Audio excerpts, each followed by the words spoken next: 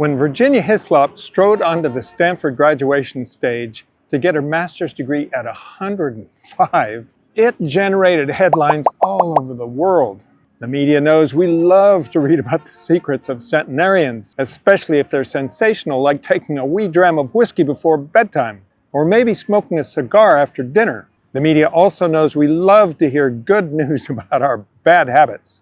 I was thinking, I wonder what Virginia's secrets are, and oh, I hope they involve chocolate. But actual longevity scientists crush our fantasies by using phrases like longevity is multifactorial. It's a big bingo card. So I interviewed Virginia to see how many boxes she checked on my big bingo longevity card. Thank you so much for having us in your home. Delighted. What a beautiful backyard you have. I enjoy it a great deal. How much work do you have to do to keep this so lovely? Well, I have help. I Oh, assure you you I don't do this all by myself. But I do the daily things. You know, a weed that pops up has no business being there. You've become a national celebrity. Your photo is in USA Today, the Washington Post, Stanford magazine. It's everywhere because you were on the stage at 105 accepting your master's degree from Stanford. Can you tell us how that happened? I thought, should I finish my teaching credential? I'd done everything except the dissertation. But that was the summer of 1941.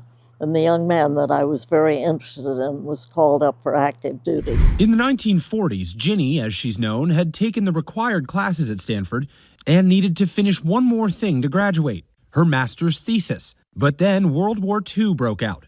Her boyfriend, George, called to serve. So Ginny left school to marry him. So we were married in August of that year. And I thought, well, if they need teachers around the country, they'll take me as is. Which was true. Well, over the course of 8+ decades, rules can change. Fast forward 83 years, we don't have a thesis requirement anymore. Please imagine a person who has dedicated her life to education, a fierce advocate for equity and opportunity to learn. She served on the public school boards and was the founding board member of Yakima Community College in Washington.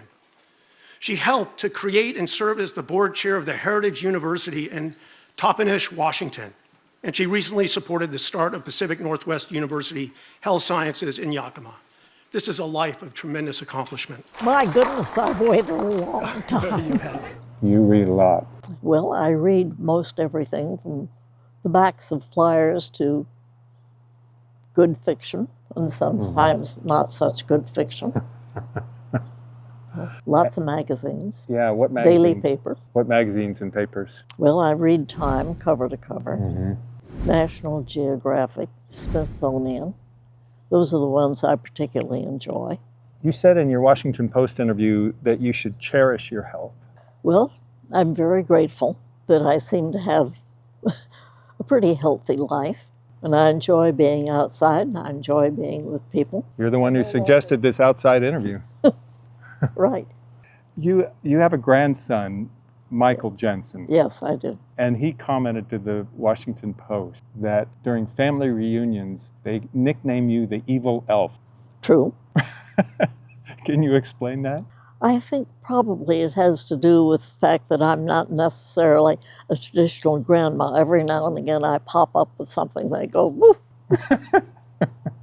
They say you have a wicked sense of humor. Well, I try to see the funny side of things. Yeah, good for you. I hope you don't mind me asking this. If you do, I'll move on. I'll cut you right down to the ground. Okay. Well, your daughter Anne had died just before you received your master's. Yes, that's right. And so Doug came up here to, Be family. to be family. He sounds like a great guy. He is. And that's when he got the idea to get the degree. Did that help you out emotionally? He said you were down for a while. Well, having both children predecease me Yeah. certainly is a downer. Yeah.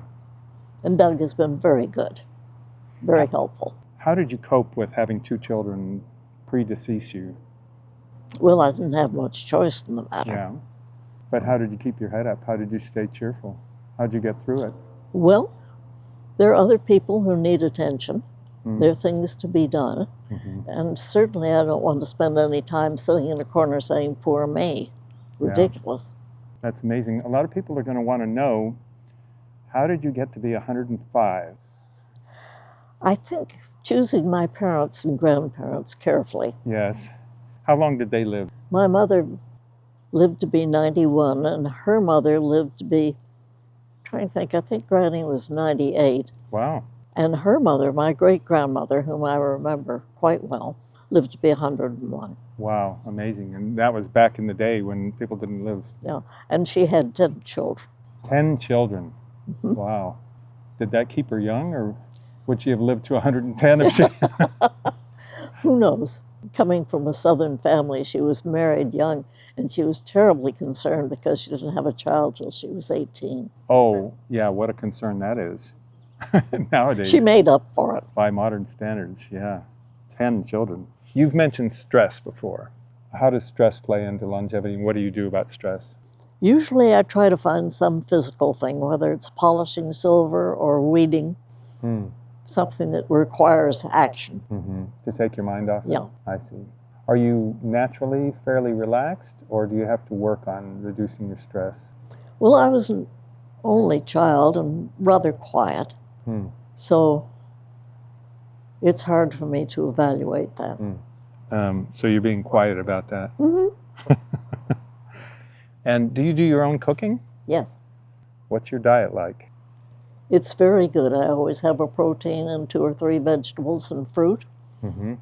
And I have a sweet tooth, so there's always ice cream in the freezer. Oh, ice cream, yeah. Cookies available. How do you stay so slender? I close my eyes and I think of my father's 2 sisters, who are approximately my height. And my Aunt Nora was an outstanding educator, head of UCLA's training school, and she weighed 300 pounds. Oh, boy. But that's why I'm very aware of what I eat. Do you feel like you go hungry sometimes, or No. you're satisfied? No.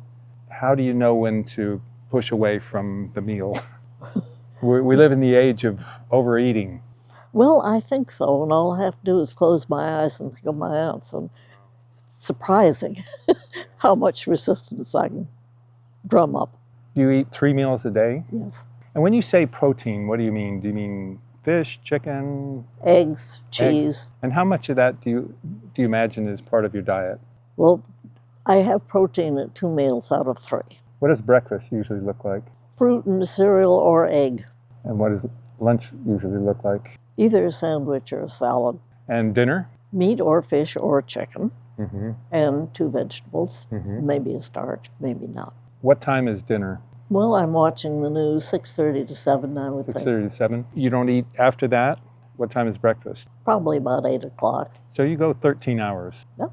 between those Yeah. major meals. What do you do for exercise? Garden. Garden. No wonder it's so beautiful here. So you've got roses. Yes. We'll look Down at, the driveway. has that been your lifelong pattern of exercise? No. What did you used to do? I swam a lot as a kid. Oh, you did? And I played golf for years and years. Oh, interesting. I played tennis growing up. Oh, you played tennis? You don't walk around the neighborhood anymore? Not since that's a double negative, since I no longer have a dog. So you were walking your dog Yeah. for... When the last one died, I thought, I travel quite a bit, Yeah. have family in California, and I go back and forth, and I thought, well, maybe I shouldn't have a pet at this point. Sleep. Oh, I got 7.5 hours. You get 7.5 hours? Do you sleep pretty soundly? Sometimes 8. Depends on how late I read in bed. Do you have any tricks for good sleep? Well, I think it's helpful if you don't eat too much after dinner. Dim lights? And or have exercise and fresh air. exercise in fresh air, but you don't exercise in the evening. No. And what do you do for friendship? Well, at this stage in my life, probably go out for lunch. Do you play bridge still? Yes. But you wanted to be a lawyer. Well, my father was a lawyer, my cousin was a lawyer, my uncle was a lawyer, my grandfather had been a lawyer, and I saw no reason why being a girl should keep me from being a lawyer. But your dad did see a reason. He was not of the same mind. That's kind of sad. Do you regret that, or are you happy about what happened? No, I'm sorry in some ways that I didn't have that opportunity. Mm-hmm. But I've had a very full and interesting life, and I hope I've Yes, you have. made some changes along the way for the good. And that, ladies and gentlemen, is how you live a wonderful life to 105. Sadly, it didn't involve chocolate. Some of my grandchildren wanted to come along to ask questions of this extraordinary woman. As I was getting them ready to ask their questions, it just warmed my heart to hear Virginia set them at ease. Where'd you get your anklet? What? Where did you get your anklet? Oh, I made it. Oh, good girl. I make bracelets, so I have usually several. I like your hair. I bet it's just been shampooed. Nick, what do you remember about when you were my age? I'm 8 years old. I can remember the ice box. And we had 2 young men come, I think probably 3 times a week. And they had a leather apron on their back and a big block of ice. And because we lived very close to USC, they were frequently football players. And the cook and I used to see which big brawny football players were going to bring our ice today.